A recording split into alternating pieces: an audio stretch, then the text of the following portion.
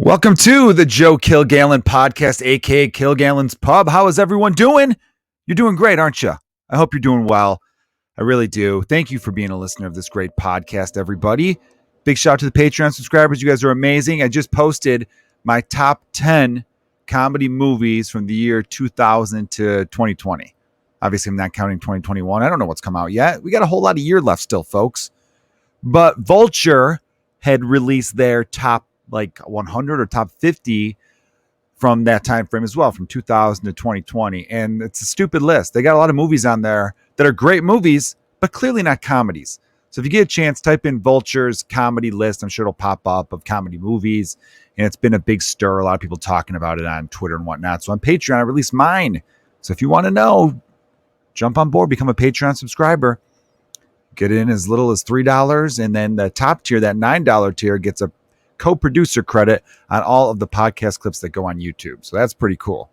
Maybe you're listening right now thinking, I'm not having luck with the other sex, you know what I mean? Or same sex, whatever you're into. You're not having luck in the romance department. You know, it'd be a good thing. Be like, oh, I'm a co-producer of a podcast. That's what I do. And they're like, ooh, really? Tell me more about it. And then you talk about me, and then the person's interested, and they go, well, you're a producer of what sounds like a fantastic podcast. I will gladly jump in bed with you or on the floor or wherever you like to do it. Couch. Maybe you got like one of those beanbag chairs. Those might be fun to bang on, you know? Speaking of banging, I came across some juicy stuff on the old Instagram today. On the Instagram feed this morning, scrolling through while firing off the morning deuce, as you do. And I'm not going to say the name. I can't remember the name anyway, because I was going to go look up so I could have direct quotes for you. Little love triangle action going down in the deep south of the United States. Someone who I met after a show, talked to with a couple other comedians, a very nice young woman, very, very attractive too. And follow her on Instagram. And I noticed recently she became single. I remember thinking, wasn't she engaged or married or something? I'm not really sure. And then she had a post today where it was a screenshot of her ex-fiance's new lady's Facebook post. So let's recap a little bit there. It was a lot of information. Woman I follow on Instagram, she posted her ex-fiance's current girl. So she was with a guy. They were engaged. The engaged dude is like, peace out to the woman I follow on Instagram. And if you're listening, I'm sorry, but I had to share this. It's very juicy, and I'm going to give you a lot of props coming up. So he leaves her, breaks off the engagement. She's like, what the hell with it? Glad anyway, you're a loser. If you don't want me, I don't want you. Seems to be handling it well. I think that's mature, really. I believe that. It might sound like disingenuous the way I said it, but I do believe that. It's like, fine, you don't want to be with me, I don't want to be with you. Fuck you then, right? But apparently there's some friction going on because the new girl makes a post on Facebook basically calling the girl I know crazy and blah, blah, blah. Sorry they didn't want to be with you and all this kind of stuff. So she retaliates. Oh, am I telling you guys, did she retaliate? This was one of the best. I mean, think of all the great schoolyard comebacks you've seen, witnessed, epic rap battles, just all-star level, elite, Hall of Fame, Cooperstown. I mean, this is legendary stuff. Where she responds basically saying, hey, your new guy, my ex-fiance, is a lying piece of shit. He's always been a lying piece of shit. You're just the latest thing. He'll cheat on you and dump you too. Because you're a little fucking whore. He calls her that. I mean, that's standard, right? But here was the line. Here was the line that made me flip my phone in the air, in celebration. I just hit a home run. I did a phone flip instead of a bat flip. She says, have fun sucking the dick that was in my ass. And man, did I tell you, I was proud. I was proud of this woman I only met once, briefly outside of a comedy club, who was a fan enough to follow me. And I'm like, I'll follow you back. I remember talking to you after the show. You're cool. I just thought that was an amazing line. Because how do you come back from that? If you're the current girl and you read that, because who knows? They maybe haven't gone there yet. They haven't done anal yet. They've only been together for a little bit. Maybe she's not into that. And now she has to know. That's going to be in her fucking head for at least a little while. And then she'll get over it. People mature, of course. And you're just like, whatever, screw her. But think about it. You know, if that night, which is today, I read it this morning, she's probably fucking pissed off and still, just anger And he's a dude, so he's probably like, I know, hey, I got you. You're my girl. None of those things she says true. I only cheated on her with you because I love you. I'm with you now. Fuck her. You saved me from that psycho, all this stuff, right? That's what he's saying. And he's going to try to get some because we're dudes. That's what we do. It doesn't matter the situation. And she might be like, okay. And then they're fooling around and she starts to go toward the dick region. And she's immediately going to be like, wait a minute. I thought I loved this dick, but this dick was up in her asshole. I can't. I know he's cleaned it. I'm sure he's cleaned it, but I just can't go dive it in there right now. I'm still fired up. And then she's like, no, I just can't tonight. And then she leaves the room and he's like, you fucking bitch. He's thinking about that ex. But you know what, dude? That's what you get. That's what you get for being a piece of shit. Okay. And maybe you got a piece of shit on your dick from when you put it up her ass. All right. I'm being silly. I'm sorry. I'm being silly. A little bit more. Some of you, I just launched into it because I was so excited. Some of you might be listening to this podcast for the first time. If you are, this is the Joe Kilgallon podcast. I also call it Kilgallon's Pub because the theme is basically bar talk. You have some beers, some pints with the friends, and you see what happens. I mostly have my comedian friends on as guests or people I just find interesting that I hope the listeners find interesting as well. Check out past episodes. I highly encourage you to doing that. And like I said to the Patreon people, you guys are amazing. My YouTube subscribers, you guys are awesome. TikTok subscribers or followers, whatever you call on that. Instagram, like I said, I appreciate everyone who supports my comedy. Sorry, this podcast is coming late. Normally I drop them on Wednesdays. Had to shuffle around the old schedule this week because of some news I could announce next week. And I filmed a commercial. I'm not like one of the big names. I'm just a background. I'm like an extra in the commercial, but it's a union gig and I got the union dues coming up. So I was all over it. I was very happy and thankful for it. So I can't talk about that though, because I had to sign like a waiver thing. But when that is on the air, I'll be like, oh, look, maybe you see me. Who knows? Whatever. So, and then, I had to reschedule. And then I had some meetings with some other thing that I'll announce next week. Something I'm very excited about and thrilled about. So, just be on the lookout for that.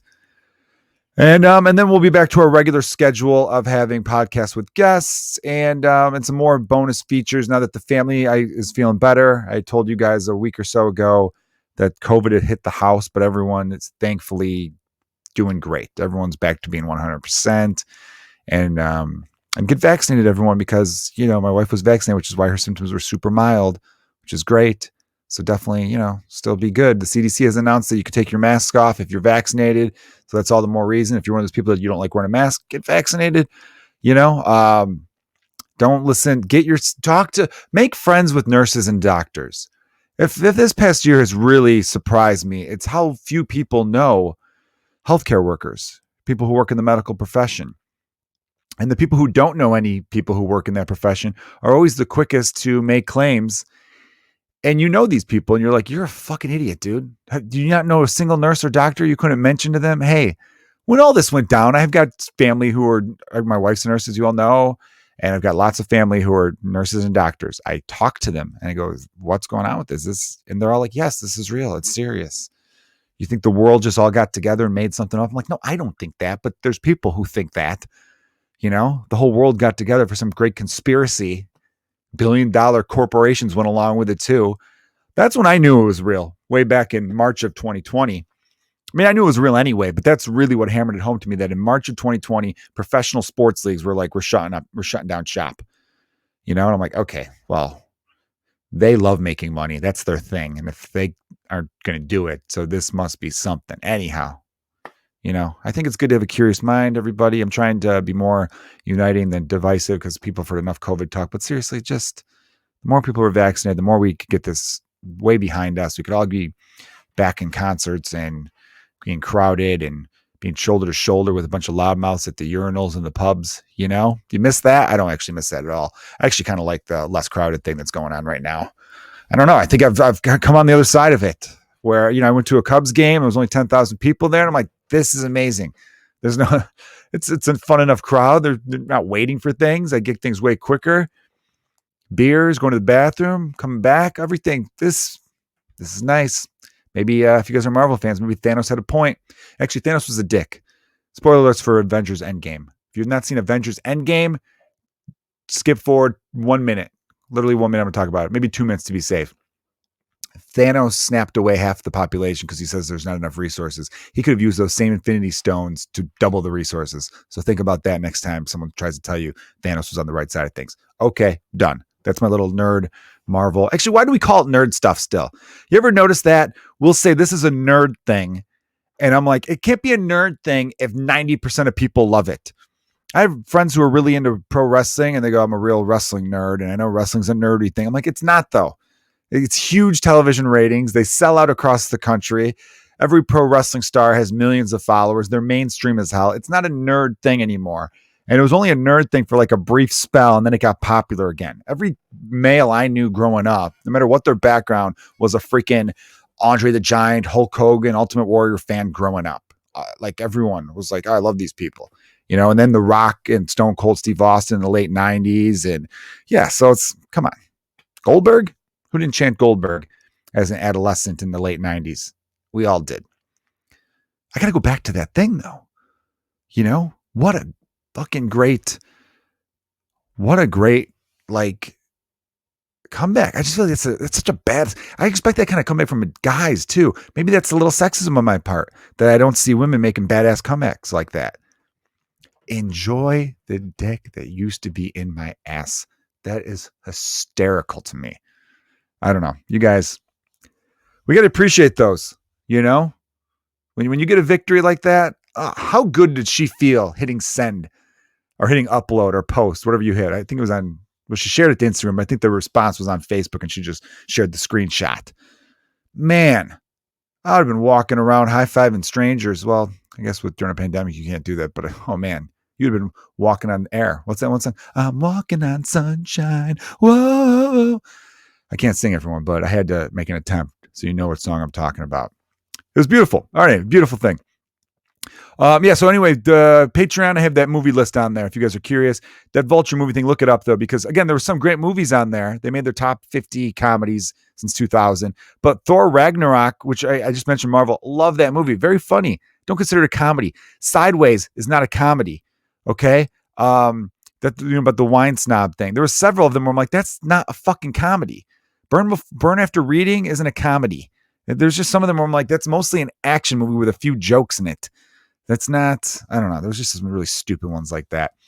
So I had a thing. I did a project yesterday. I was on set, like I mentioned before, and a good friend of mine had his going away thing. We got together, a small group of us, maybe like 7 or 8 of us, got together at a bar that had a nice patio, like a good patio bar. They had some live music going, but it was a bar that did not serve food. So now I was coming late to the party. They all got together at like 7 o'clock, I think. And I was getting there close. So I was pushing 9. And I'm like, you know what? I feel bad being late, but I had to work. That's life. We're adults, right? But I'm going to do something nice. I'm going to surprise the guys. They're all drinking. They've been drinking for a couple hours at this point. So maybe they each had a good 3 or 4 deep. And the bar doesn't serve. It's a saloon. They don't serve food. Maybe you get a bowl of pretzels, but that's not enough. So I'm like, you know what? I'm going to show up. I'm going to show up with some food. And I thought to myself, I know exactly what I'm going to get. Because there was a White Castle about 1.5 miles south of where this bar was. I'm like, this is perfect. Everyone would be pumped up to see some White Castle. I go through the drive-thru. Guess what I get, everyone? I get myself a crave case. 30 cheeseburger sliders. And I knew right there, I already envisioned it. I'm going to find a good parking spot. I always like to visualize a good parking spot. Pop out. I'm going to walk in carrying that crave case like it's a briefcase. I had sunglasses on, even though it was dark out, because I thought I needed it for the moment. Find them. They were in a great spot. Had a whole little section in this patio. So they didn't even really see me coming though, because I made it cool, right? Kind of like snaked around some other tables and it was like, bam. I sit right there. I go, gentlemen, bam. Put the crave case down like a briefcase. And I open it up. I go, who wants to do some business? And then I remove the sunglasses, kind of like one of those CSI moments where it's like, and I bet the criminal was a perv. Like, you know how they do those? And they all looked at me like, dude, we ordered pizza like 5 minutes ago. Literally 5 minutes ago, we ordered pizza. It's coming. So thanks for the White Castle. But I'm like, so you're not fucking eat this? You guys are going to eat the cheeseburgers? No one else is like, well, maybe a few, but we're really jonesing for that pizza. We discussed it and everyone got like the toppings they wanted and we're excited. And I'm like, well, this is bullshit. And they're like, well, you should have texted us. I'm like, if I texted you, it's not a surprise then, right? I surprise people with the crave case. And then I said right there at that moment, I'm like, guess what, guys? I'm never doing anything nice for anyone again. You ruined it. I feel cheated out of a moment because I thought you guys were going to be pumped. I thought you were going to be like, look at this motherfucker right here. Shows up late, but how does he make up for it? He brings us 30 cheeseburgers, and it's White Castle. People don't have that often. That's like a once every maybe once every 6 months you get some White Castle. And you're excited. And I got it like not at the end of a drunken night. I got it like to sustain a drunken night, to give us fuel, to keep, going, to keep, running through those brick walls as we like to do. And here they are being like, oh, well, we got some thin crust coming our way. And it's like, you sons of bitches. So disappointed. But, I ate about 12 of them. And then I gave them to some random people. And then I think they chowed down too. But overall, I thought I was just going to be getting just praise. I thought people were going to take like selfies with the Crave case, post them on Instagram, being like, look who came through. Joe Kilgallon, that's who came through.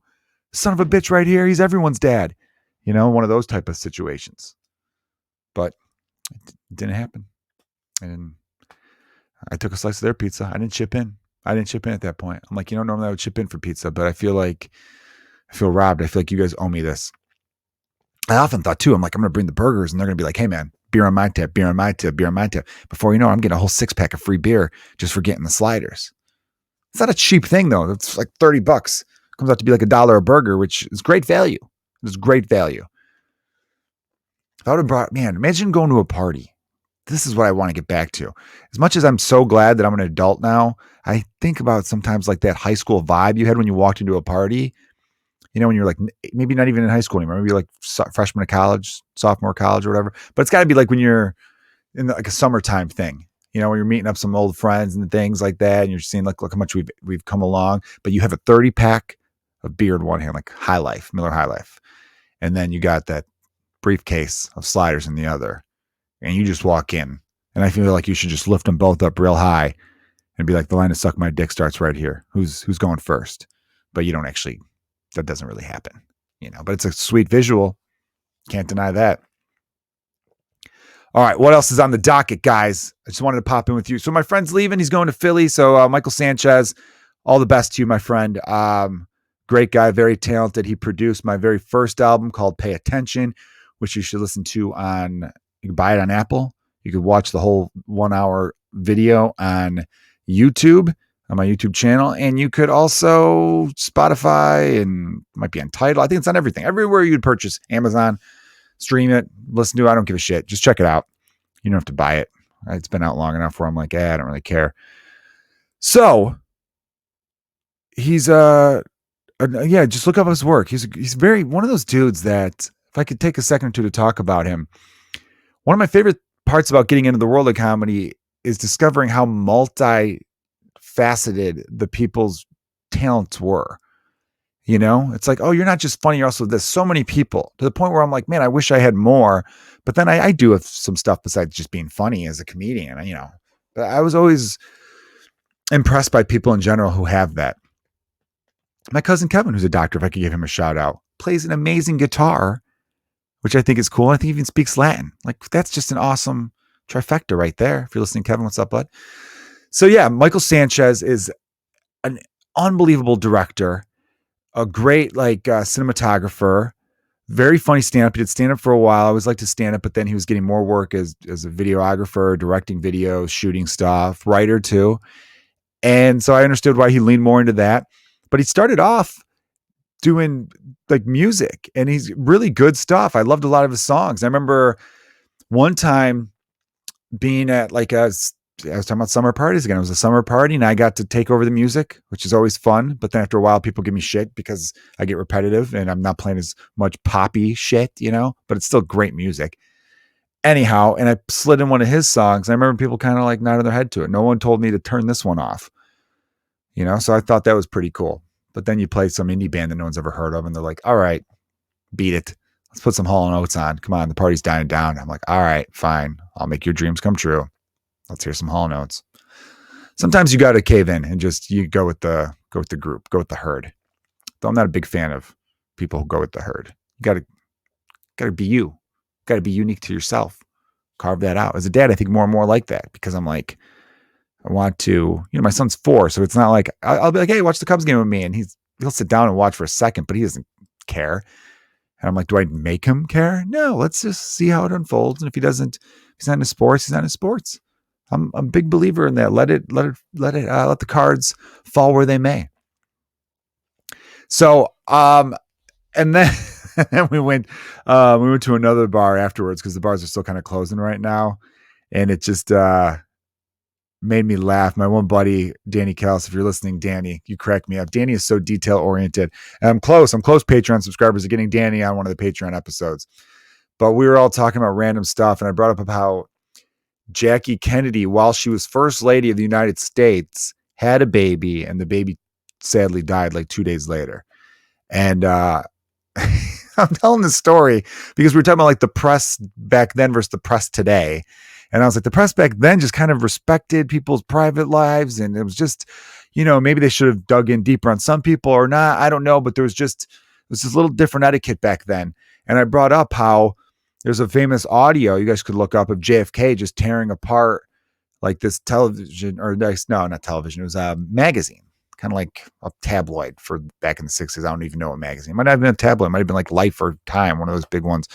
And it was like a picture of Jackie Kennedy's like hospital room where the baby was born. It was just an empty room, or like no one was in it. So it was just a bed that was made.